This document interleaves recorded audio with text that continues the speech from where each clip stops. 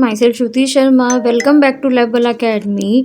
और आज का जो टॉपिक है वो है क्लिनिकल पैथोलॉजी से, जो कि कॉमन टॉपिक है पैरामेडिकल के लिए, यानी कि diploma in medical lab technology के अंदर अगर आप ये वाला कोर्स कर रहे हैं तो इस यहाँ का एक बहुत इंपॉर्टेंट टॉपिक है जो बेसिकली मेन एग्ज़ाम में पूछ लिया जाता है 10 नंबर में, 5 नंबर में और 20 नंबर में।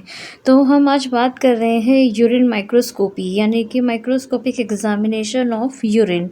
तो आज के वीडियो में हम ये देखेंगे कि यूरिन माइक्रोस्कोपी का करने का तरीका क्या है, और जब यूरिन का सैंपल जब लैब में आता है तो ऑब्वियसली वो किसी डायग्नोस के लिए ही आता है कि पेशेंट को ऐसा क्या इन्फेक्शन है या पेशेंट को ऐसी क्या प्रॉब्लम है जिसकी वजह से यूरिन माइक्रोस्कोपी की जाती है। अच्छा, डॉक्टर जो होते हैं जब यूरिन की रिपोर्ट आती है तो बेसिकली उसका फिजिकल, केमिकल और लास्ट वाला पार्ट होता है इसका माइक्रोस्कोपी। तो doctor want to know that कि आपकी जो फाइंडिंग्स इसमें आई है, किसमें बैक्टीरिया है, कास्ट है, क्रिस्टल है, या फिर इसके अंदर और क्या पैरासाइट डिजीज दिख रहा है इसके अंदर, उस बेस पे फिर डॉक्टर आगे कंफर्म करता है पेशेंट को कि अब उसका कल्चर कराने की ज़रूरत है या फिर उसके और क्लिनिकली कोई ऐसे सिम्टम्स है जो कि उसके ब्लड रिपोर्ट से कहीं ना कहीं मैच हो रहे हैं। तो without delay we start today urine microscopy। तो first of all we start about introduction। तो urine microscopy is the microscopic examination of urine sediment to detect cell, cast, crystal, microorganism and other particle। अब यहाँ पे एक word आ रहा है, क्या word आ रहा है यहाँ पर देखिए, यहाँ पे एक वर्ड आ रहा है examination urinary sediment. What is the meaning of sediment, यानी कि एक ट्यूब ली जिसमें कि क्या भरा हुआ है, यूरिन भरा हुआ है। यूरिन तो भरा हुआ है, लेकिन अगर हम बात करें इसके सेडिमेंट पार्ट की तो यहाँ पे जो भी पार्ट्स नीचे की साइड में बॉटम में पड़े रहते हैं, चाहे फिर वो सेल हो, कास्ट हो, क्रिस्टल हो या कोई माइक्रो ऑर्गेनिज्म हो, ये जब आप यूरिन को जब सेंट्रीफ्यूज करेंगे ना, सेंट्रीफ्यूज करेंगे तो यूरिन के इसके ट्यूब के दो पार्ट हो जाएंगे, एक ये वाला पार्ट और एक ये वाला पार्ट। तो ये वाला जो पार्ट होगा वो तो हो जाएगा डिस्कार्ड और ये वाला पार्ट कहलाएगा आपका सेडिमेंट। तो बेसिकली जो पूरी माइक्रोस्कोपी होती है पेशेंट की यूरिन की, हर पेशेंट की यूरिन को सेंट्रीफ्यूज किया जाता है, देन इस सेडिमेंट पार्ट को कलेक्ट करके एक ट्यूब से फिर हम एक स्लाइड लेते हैं, स्लाइड में ये सेडिमेंट को रख के कवर स्ट्रिप लगा के देन हम इसकी माइक्रोस्कोपी करते हैं। तो बेसिकली यहाँ पे यूरिन सेडिमेंट का मीन्स ये है। आई होप आपको यहाँ पे ये क्लियर हो गया होगा कि यूरिन सेडिमेंट के बारे में। It help in the diagnosis of kidney disease, urinary tract infection, UTI and metabolic disorder। Urine sediment is obtained after centrifugation of urine sample and examine under low power field and high power field। देखिए, मैं microscope पे जब video बनाऊंगी तो आपको वहाँ पे और भी अच्छे से बताऊंगी कि लो पावर फील्ड क्या होता है और हाई पावर फील्ड क्या होता है। अभी के लिए मैं आपको सिर्फ ये बता सकती हूँ कि जैसे 10x होता है हमारे ऑब्जेक्टिव लेंस, 40x होता है, 45x होता है, ये सारे लो पावर फील्ड है 10x, और ये है हाई पावर फील्ड। इसके अलावा एक और लेंस होता है जिसको हम बोलते हैं ऑयल इमर्जन 100x। तब अगर हम बात करें आईपीस लेंस की, जहाँ से हम देखते हैं, तो उसका जो होता है मैग्नीफिकेशन पावर वो 7x या 10x होता है। तो अगर आपका ऑब्जेक्टिव लेंस जहाँ पे स्लाइड रखी है वहाँ वाला जो लेंस है, एक मिनट,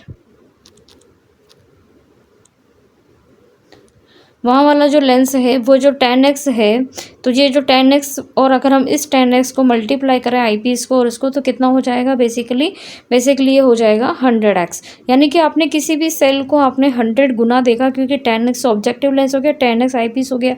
इसको जब आप मल्टीप्लाई करेंगे तो यानी आपने किसी एक चीज़ को 100 गुना देखा है।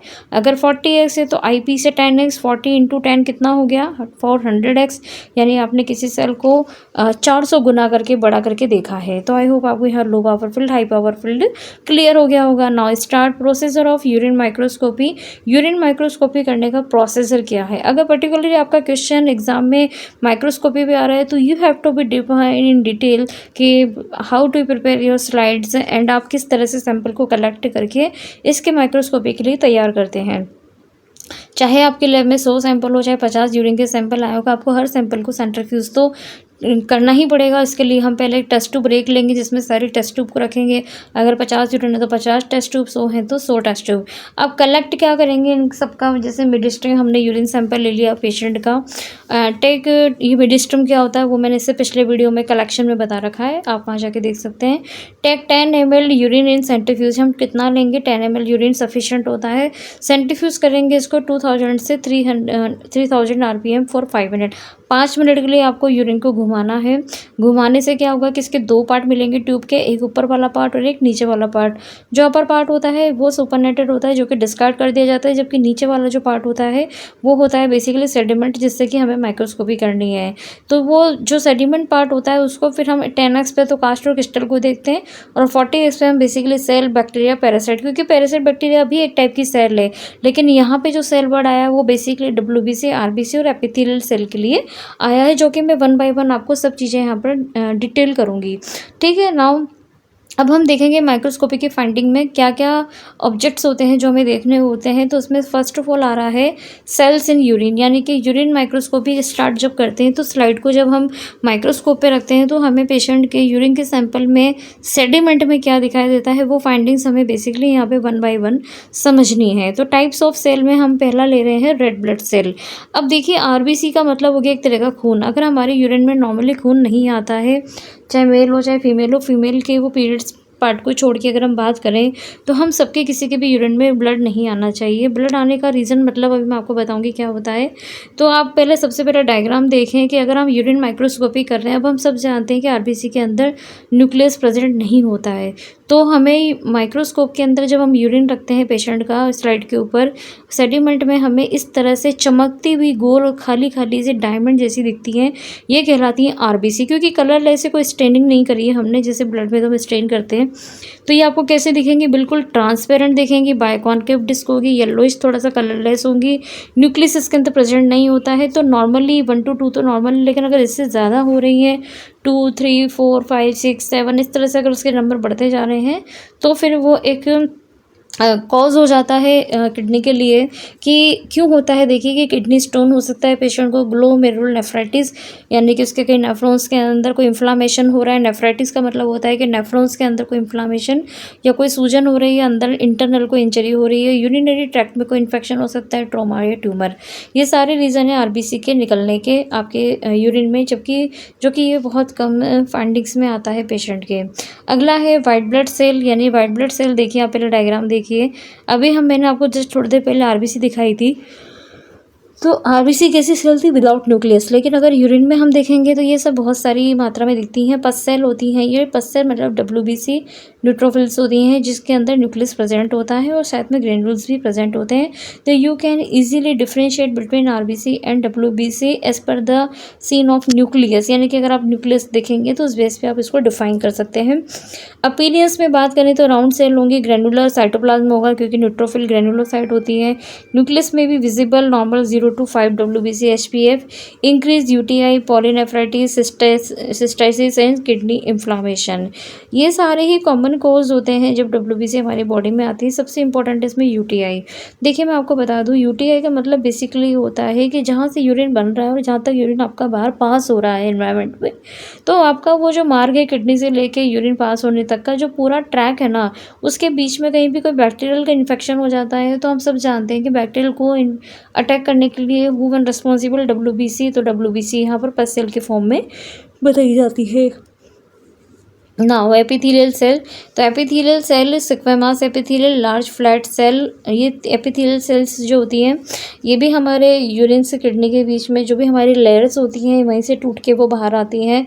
जैसे कोई कंटामिनेशन हो गया या कोई इन्फ्लामेशन हो गया पेशेंट को, तो या फिर कोई किडनी इश्यू ट्यूबल्स के अंदर होता है या फिर किडनी में कोई डैमेज होता है, तब ये एपिथेलियल सेल्स निकलने लगती हैं। क्योंकि ये देखिए आप यहाँ पे अलग अलग टाइप की दिखा रखी है, जैसे ट्रांजिशनल स्क्वेमास है, तो ये इन सबके शेप के बेसिस पे इसको इस तरह के नाम दिए गए हैं। अगर स्क्वेमास एपिथेलियल सेल होती हैं जैसे लार्ज होती हैं, ये फ्लैट होती हैं, यूरेथ्रा और वेजाइना में कॉमनली पाई जाती है। Transitional epithelial cell bladder ureter की जगह प्रेजेंट होती हैं जैसे ये वाली है। देन रीनल एपिथेलियल थोड़ी ट्यूबल टाइप में होती हैं, जैसे लंबी होंगी, है ना, होंगी एपिथेलियल सेल, लेकिन ये किडनी ट्यूबल्स के अंदर जब कोई इन्फ्लामेशन हो जाते हैं तब ये एक टाइप की अपना शेप ले लेती हैं। तो हमारा सेल पार्ट कंप्लीट हो गया है। अब हम बात करेंगे कास्ट की। तो cast are cylindrical structure formed in urine renal tubules by participant protein. यानी कि देखिए हम कास्ट को कैसे समझते हैं, हमें यहाँ पे 3 चीज़ें ध्यान रखनी है कि जब किसी पेशेंट के यूरिन में अगर कास्ट वैसे नॉर्मली फाउंड नहीं होती है, ये किन लोगों के अंदर दिखाई देती है। कास्ट का मतलब कास्ट से समझे, जैसे लकड़ी होती है, तो लकड़ी कैसी होती है, ठोस होती है ना, अगर आप उसके मारोगे हाथ पे तो आपके लगेगी। तो हम कास्ट को यहाँ पे इसी तरह से समझेंगे कि कास्ट के अंदर कोई ऐसी चीज़ है, कोई ऐसा ठोस चीज़ है जिसको कि आप आर पार तो उसमें नहीं देख सकते, क्योंकि अंदर सॉलिड कॉन्स्टिट्यूट बहुत ज़्यादा है। लकड़ी के आप आर पार थोड़ी ना देख पाओगे, क्योंकि वो सॉलिड होती है बहुत, है ना। तो कास्ट का मतलब ये हो गया कि एक ऐसी ठोस चीज़, ऐसा ठोस एक ऐसी ट्यूबलर लाइक स्ट्रक्चर जो कि वो ठोस होती है। तो cast are cylindrical structure formed in renal tubule by precipitated protein. अब यहाँ पर सबसे इंपॉर्टेंट पार्ट क्या है, यहाँ पे एक प्रोटीन होगा, टैम हॉर्सफॉल प्रोटीन करके एक प्रोटीन होता है, शायद मैंने यहाँ मेंशन करना मैं भूल गई हूँ। तो टैम हॉर्सफॉल प्रोटीन करके एक प्रोटीन होता है जो कि अगर आरबीसी है या ग्रैनुलर है, एपिथेलियल, ल्यूकोसाइट है, वैक्सी है, फैटी, ये सारे कास्ट होती हैं, इन सबके चारों तरफ एक प्रोटीन सा जमा हो जाता है। तो क्वेश्चन यहाँ पे बनता है कि ये निकलती क्यों है यूरिन में। बिल्कुल जब या तो बहुत एसिडिक एनवायरनमेंट हो जाता है हमारी किडनी में, या फिर बहुत ज़्यादा डिहाइड्रेशन की कंडीशन हो जाती है, पानी की कमी हो जाती है। जब आप समझें कि जैसे मान लीजिए गिलास का वाटर है, पानी अगर आपने उसमें से हटा दिया और इसके अंदर आपने जो भी सॉलिड कॉन्स्टिट्यूट मिलाए थे, तो पानी कम हो जाएगा और सॉलिड कॉन्स्टिट्यूट आपको विजुलाइज होने लग जाएंगे, अगर वो सॉलिड कॉन्स्टिट्यूट घुलनशील नहीं है। तो अब क्या हो गया, वहाँ पे डिहाइड्रेशन हो गया, तो हमें सॉलिड कॉन्स्टिट्यूट अच्छे से दिखने लग गया। तो यही सेम आप किडनी में इमेजिन कीजिए कि वहाँ पे पानी नहीं है या पानी की कमी हो गई है, तो अब जो भी जितना भी वेस्ट मटेरियल है वो सब सॉलिड कॉन्स्टिट्यूट बनेगा, चाहे फिर वहाँ पे सेल हो या फिर कोई और दूसरे मॉलिक्यूल्स हो, तो वो सब इन चारों की तरफ इनकी सॉलिड कॉन्स्टिट्यूट की एक ऐसी इकट्ठी संरचना बन जाएगी और उसके चारों तरफ क्या हो जाएगा, चारों तरफ उसके एक प्रकार का इस तरह से प्रोटीन की लेयर बन जाएगी। तो जब प्रोटीन की लेयर बन जाती है तो ये कास्ट का फॉर्म ले लेती है। ठीक है, तो हम यहाँ पे स्टार्ट कर रहे हैं। यहाँ पर डिफरेंट टाइप की कास्ट है जो कि किडनी डिजीज़ को इंडिकेट करती है। हाइलिन कास्ट है, जैसे मैंने दिखाया ना, ये हाइलिन कास्ट है, बिल्कुल पारदर्शी होती है, ट्रांसपेरेंट कलर, डिफिकल्ट टू सी, जैसे फीवर हो गया, एक्सरसाइज हो गया या माइल्ड किडनी डिजीज़ के अंदर ये कास्ट बनने लगती है। अब आरबीसी की बात करें तो हम जिस नाम को बोलेंगे आरबीसी कास्ट, तो यानी कि ये है तो ठोस, लेकिन यहाँ पे क्या हो रहा है, ये थोड़ी सी ठोस तो है, यहाँ पे वही सेम प्रोटीन की ले रहे, लेकिन अंदर क्या है इसके, आरबीसी इकट्ठी होकर इसने एक संरचना ले रही है, क्योंकि डिहाइड्रेशन हो गया है और आरबीसी जमने लग गई है। तो cast containing RBC indicate glomerular nephritis and kidney bleeding, या किडनी के अंदर कोई ब्लीडिंग हो रही होती है। डब्ल्यूबीसी में ऑब्वियसली हम यहाँ पे फिर समझ जाएंगे कि बहुत सारी डब्ल्यूबीसी इकट्ठी हो गई है और उसने एक टाइप का शेप यहाँ पे ले लिया है। शेप की वजह से क्या है, यहाँ पे ये शेप, जब इसका शेप हो जाता है तो सारे डब्ल्यूबीसी एक साथ इकट्ठे होकर यहाँ पे प्रोटीन की लेयर बनाएगी, जो कि डब्ल्यूबीसी कास्ट कहलाएगी। कब होता है ये, पाइलोनेफ्राइटिस में, यानी कि बहुत ज़्यादा डब्ल्यूबीसी बढ़ जाती है किडनी इन्फेक्शन में। आगे सेम ऐसा ही आएगा। ग्रैनुलर कास्ट अपीयरेंस है, कोर्स और फाइन, यानी बड़े छोटे सब टाइप के मिक्स ग्रैनुल होंगे, किडनी डिजीज़ के कारण ट्यूबुलर डीजनरेट हो जाता है। अब वैक्सी कास्ट है, ये वैक्सी कास्ट देख रहे हो आप कैसी, जैसे मोम जैसी कास्ट दिखती है। ये बनती कैसे है, जब ग्रैनुलर कास्ट जो होती है वो डिजनरेशन हो जाती है तो वैक्सी कास्ट ले लेती है, मतलब ग्रैनुलर कास्ट से ही इसका मॉडिफिकेशन होता है। ये देखिए इसमें डायग्राम में मैंने दिखा रखी है सारी, जो भी आपको दिख रही हैं ये सारी वैक्सी कास्ट हैं। ठीक है, ये थोड़ी सी वैक्सी कास्ट है सब। तो ये वैक्सी कास्ट को देखिए यहाँ पे येलोइश कलरलेस, हाईली रिफ्रैक्टाइल होती हैं, ब्लंट और ब्रोकन एंड्स होते हैं इन सबके। अगर आप देखेंगे ध्यान से तो इन सबके ब्रोकन एंड्स हैं। ठीक है, जैसे कोई टूटी हुई सी लगेगी। ये स्मूथ सरफेस है। सीकेडी यानी कि जो लोग सीकेडी यानी कि क्रॉनिक किडनी डिजीज से सफ़र करते हैं उनके अंदर ये दिखती है फैटी कास्ट। इसके साथ ही इनमें क्रॉनिक रीनल फेलियर की कंडीशन हो सकती है, या रीनल ट्यूबुलर डिजीज़ हो सकती है, या फिर एडवांस्ड नेफ्राइटिस हो जाता है पेशेंट को, तब ये वैक्सी कास्ट है। अगर आपका एग्ज़ाम में आपको इन सब कास्ट के बारे में बताना पड़ेगा डिटेल में। आगे हम बात करेंगे फैटी कास्ट। जैसे नाम में ही इनकी सब कुछ आंसर है कि फैटी मतलब फैट मॉलिक्यूल्स होंगे। तो फैटी कास्ट कैसी होंगी, देखिए यहाँ पे छोटे छोटे ऑयल के ड्रॉपलेट्स हो जाते हैं जो कि एक साथ इकट्ठे हो जाते हैं और वही एक प्रोटीन की लेयर से ये जमा हो जाते हैं और ट्यूब फॉर्म में चेंज हो जाते हैं। तो लिपिड ड्रॉपलेट और fat globules damage renal tubule, जब रीनल की ट्यूबल्स के अंदर जब डैमेज होना चालू हो जाता है तो वहाँ से लिपिड लीक होता है, और लिपिड लीक होकर फिर वो एक प्रकार के प्रोटीन के साथ एक मैट्रिक्स बना लेता है, जिसको हम बेसिकली फैटी कास्ट बोलते हैं। ये कब होता है? जब कोई नेफ्रोटिक सिंड्रोम होता है, या फिर कोई पेशेंट को बहुत ज़्यादा हैवी प्रोटीन यूरिया यूरिन में प्रोटीन आ रहा है, या डायबिटीज़ मेलाइटिस टाइप 2 टाइप की डायबिटीज़ होती है मीठा वाली, या फिर क्रॉनिक डिजीज़ हो जाती है किडनी के अंदर। तो cast containing fluid droplets and droplet appear bright and refractile, मतलब बहुत अच्छे से दिखेंगे इनके एंड्स वगैरह, और थोड़े से ब्राइट टू फॉर्म में दिखते हैं। फिर आता है क्रिस्टल। क्रिस्टल भी दो टाइप के होते हैं। अब देखिए, क्रिस्टल में दो टाइप के यानी एसिडिक और एल्कलाइन क्रिस्टल होते हैं। अब एसिडिक का मतलब है कि पीएच इनका एसिड फॉर्म जा रहा है, और एल्कलाइन मतलब कि पीएच ज़्यादा जा रहा है। तो सीधा माइक्रोस्कोपी किससे कोरिलेट हो गया? फिजिकल से। फिजिकल से मेरा मतलब ये कि आपने किसी पेशेंट का पीएच दे दिया 6 से 7 से कम, और आप उसमें एल्कलाइन क्रिस्टल बता रहे हैं, तो वो रिपोर्ट में भी शायद फिजिकल माइक्रोस्कोपी मैच नहीं हो सेम पेशेंट की। तो आपको ये देखना पड़ेगा कि अगर आप एसिडिक क्रिस्टल अगर वहाँ पे लिख रहे हैं, जो भी आगे नाम्स आएंगे, तो आपको उस पेशेंट के यूरिन का पीएच भी एक बार देखना पड़ेगा, ठीक है। तो crystal are formed due to participation urinary salt, यानी कि यूरिन के अंदर जितने भी सॉल्ट्स वगैरह होते हैं ना, उससे ये बनता है crystal. Formation depend on urine pH and concentration. अब इनका जो फॉर्मेशन होता है वो यूरिन के पीएच और इसके कंसंट्रेशन पे डिपेंड करेगा। Acidic urine crystal pH 5.5 indicate high mineral concentration. तो यूरिन का क्रिस्टलेशन जब 5 से कम हो जाता है तो high mineral concentration from dehydration से हो जाता है। डाइट और मेटाबॉलिक इश्यूज हमारी बॉडी में होने लगते हैं। कॉमन टाइप जैसे इसमें include uric acid, amorphous urate, अभी हम सब एक एक को बताएंगे इनके डायग्राम वगैरह। While some are normal they can cause kidney stone, urinary pain management, focus on hydration, reducing high purine. यानी जब भी क्रिस्टल अगर आते हैं बॉडी के अंदर, तो डॉक्टर ऑब्वियसली ये देखता है कि पेशेंट को बहुत ज़्यादा डिहाइड्रेशन या एसिडिक एनवायरनमेंट की तो कोई दिक्कत नहीं हो गई है। तो कॉमन एसिडिक यूरिन क्रिस्टल में सबसे पहला नाम आता है यूरिक एसिड क्रिस्टल। ये थोड़े से रोम्बॉइड शेप के होते हैं, येलो ब्राउन में, और ये एसिडिक यूरिन के अंदर हाई प्रोटीन डाइट, यानी ऐसे पर्सन जो कि हाई प्रोटीन डाइट के होते हैं उनके अंदर यूरिक एसिड के क्रिस्टल दिखाई देते हैं। कैल्शियम ऑक्जेलेट, अब आप देख रहे हैं यहाँ पे कैसा दिख रहा है कैल्शियम ऑक्जेलेट। तो ये जो कैल्शियम ऑक्जेलेट है ये एनवलप शेप के होते हैं, जैसे कोई आपने लिफाफा खोला हो। कलरलेस होते हैं, नॉर्मल यूरिन में आ जाते हैं, किडनी स्टोन वाले पेशेंट में ज़्यादा दिखते हैं, या फिर हाई ऑक्जेलेट वाली चीज़ें जो लोग ज़्यादा खाते हैं। अमॉर्फस यूरेट एक प्रकार का कचरा टाइप का क्रिस्टल होगा, जो कि लगेगा जो कि जैसे पता नहीं क्या कचरा रखा हुआ है इस कहीं कहीं पर। तो इस तरह से ये जो होते हैं अपीयरेंस स्मॉल शेपलेस, कोई शेप नहीं होता है, थोड़ा सा ब्राउनिश रेड और बिखरा बिखरा रहता है। येलो ब्राउन ग्रेनुल्स होते हैं, इसमें क्लम्स होते हैं। पीएच एनवायरनमेंट इसका 5.5 से 6.0 होगा, मतलब एल्कलाइन क्रिस्टल है, और इसकी डिजोल्व एल्कलाइन मीडियम और when is heated cause concentrated urine dehydration condition में बनता है, बहुत ज़्यादा प्रोटीन डाइट में बनता है, कीमोथेरेपी किसी की हुई होती है तो इस प्रकार के क्रिस्टल वहाँ पे दिखाई देते हैं। फिर आता है टायरोसिन।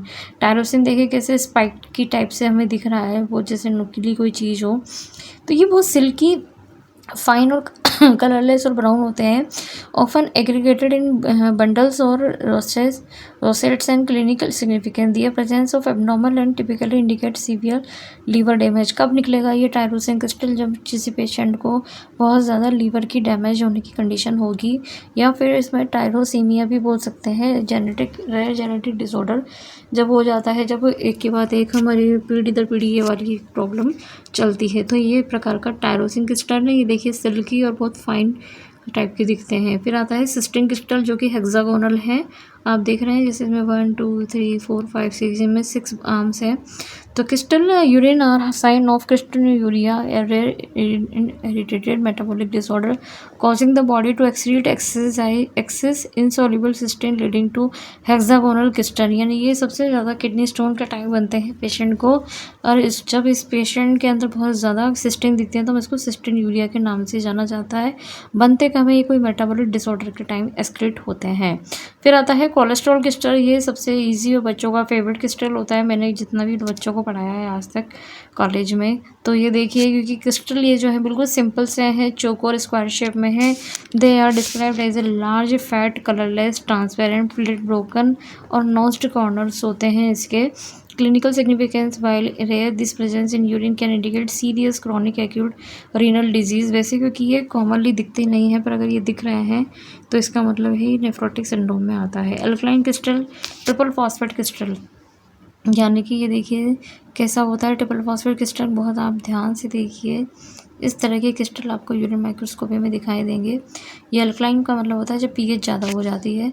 रेक्टेंगुलर है, ये कन्फर्म लीड शेप के जैसे दिख रहे हैं, कलरलेस है, लार्ज क्रिस्टल है, edge well defined, easily visible under low power. कहाँ दिखते हैं ये? लो पावर फील्ड में, यानी 10x पे। Associated with struvite kidney stone, often seen in infection by Proteus Klebsiella Pseudomonas. ये जो प्रोटीज क्लैप्सिला सुडोमोनास अभी आपको नहीं समझ में आएगा, ये सारे टॉपिक आपके सेकेंड ईयर में दे रखे हैं। बेसिकली बैक्टीरिया होते हैं, जीएनबी बैक्टीरिया होते हैं, जिनकी वजह से ये यूरिया को अमोनिया में चेंज कर देते हैं। उसकी वजह से वहाँ का जो एनवायरनमेंट है वो बहुत एल्कलाइन हो जाता है और ट्रिपल फॉस्फेट क्रिस्टल रीजन बनने का कारण होता है। देन आगे हम पढ़ेंगे कैल्शियम कार्बोनेट क्रिस्टल। तो कैल्शियम कार्बोनेट क्रिस्टल भी आप यहाँ पे देख सकते हैं डायग्राम में।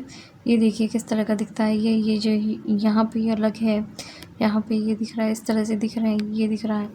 तो ये calcium carbonate crystal small crystal found in alkaline urine. They are composed of calcium and carbonate salt, क्योंकि नाम में इनका सब कुछ मीनिंग है। तो शेप इसका स्मॉल राउंड और डम्बल शेप होता है, कलरलेस होते हैं, स्मॉल क्रिस्टल है, मेपिया पेयर्स और क्लस्टर, और ये लो पावर फील्ड में दिखाई देते हैं। Ammonium biurate crystal. Ammonium bi crystal देखिए किस तरह से होते हैं कि यहाँ पे आपको कुछ दिख रहा होगा, देखिए कुछ दिख रहा होगा आपको यहाँ पे गोल गोल सा दिख रहा होगा आपको यहाँ पे। ये यहाँ पे अगर आप देखेंगे और यहाँ पे ये देखेंगे चोंच जैसी चीज़ निकल रही है, यहाँ पे देखिए चोंच जैसी चीज़ निकल रही है, जिसको हम बोलते हैं एप्पल थ्रोन टाइप में। एप्पल थ्रोन एप्पल, और जैसे एप्पल होता है उसके ऊपर एक डंडी निकली हो, वैसे सेम यहाँ पे इस टाइप के क्रिस्टल होते हैं। स्पाइनी बॉल, येलो ब्राउन और एज इरेगुलर विद प्रोजेक्शंस, यानी कि जैसे मैं मानूँ एक ऐसा क्रिस्टल है और इस तरह से थ्रोन इसके अंदर निकली हुई है, ठीक है। Old standing urine sample, urinated infection, alkaline urine, decomposition और यूरिया बाय बैक्टीरिया। यानी मेन तो ये किसकी वजह से आते हैं? डिकम्पोजिशन ऑफ यूरिया की वजह से आते हैं, यूटीआई के समय आते हैं, या फिर एल्कलाइन एनवायरनमेंट में आते हैं। लास्ट है अमोर्फस फॉस्फेट क्रिस्टल। आप देखिए डायग्राम में अमोर्फस फॉस्फेट क्रिस्टल किस तरह से दिखाई देते हैं।